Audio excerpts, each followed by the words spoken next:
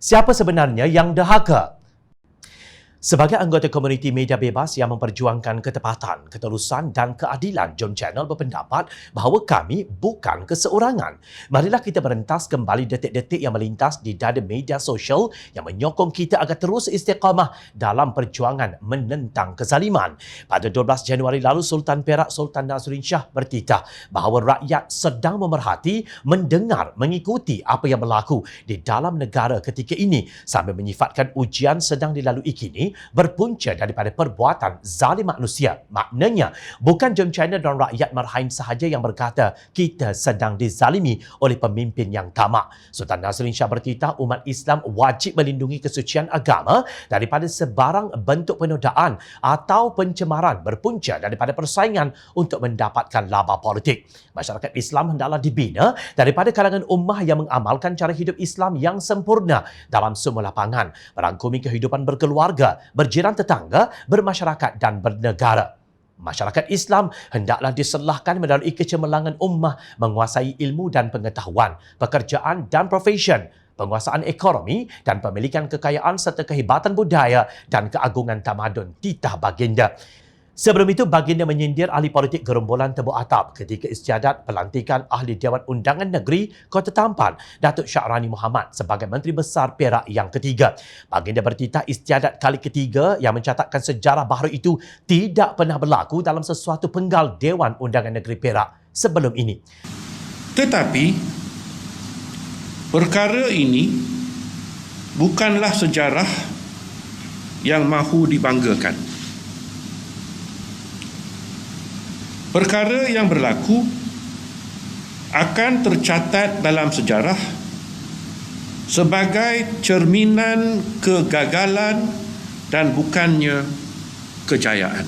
Menurut baginda, itu merupakan kegagalan kepimpinan di kalangan ahli-ahli politik yang mendapat jaminan sokongan untuk menumpukan fikiran dan tenaga mentadbir urus negara secara terbaik untuk kepentingan rakyat. Sultan Nazrin juga mengingatkan pemimpin supaya tidak menawarkan sogokan atau ugutan untuk membina kekuatan diri. Menurut baginda, sifat sebenar seseorang itu akan terselah ketika seseorang itu mendapat jawatan sehingga yang hitam menjadi putih. Dan begitulah sebaliknya.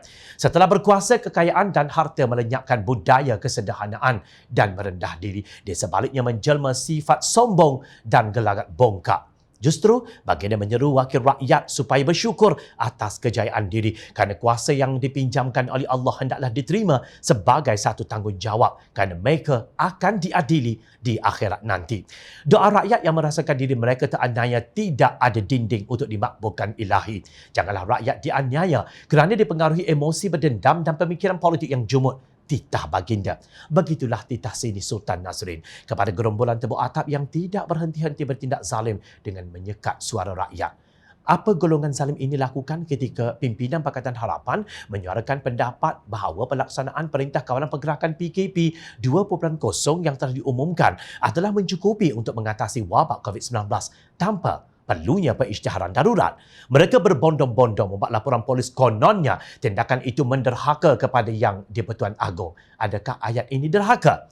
Kami melihat tindakan menggantung Parlimen dan Dewan-Dewan Undangan Negeri pada ketika pihak eksekutif dan kehakiman masih boleh berfungsi seperti sedia kala menjejaskan proses semak dan imbang, meruncak demokrasi negara dan menafikan suara rakyat. Itulah rayuan Presiden Keadilan Datuk Seri Anwar Ibrahim, Presiden Amanah Muhammad Sabu dan Setiausaha Agong DAP Lim Guan Eng bagi pihak rakyat Marhain yang telah dirampas mandat mereka menerusi langkah syaratan dan kaedah Scheme of Things. Sedangkan sebelum ini, Sultan Nazrin sudah berkali-kali bertitah menegur kezaliman yang dilakukan oleh golongan kakistokrasi yang gagal mentadbir urus negara dengan baik. Fikirlah, siapakah sebenarnya yang dahaka?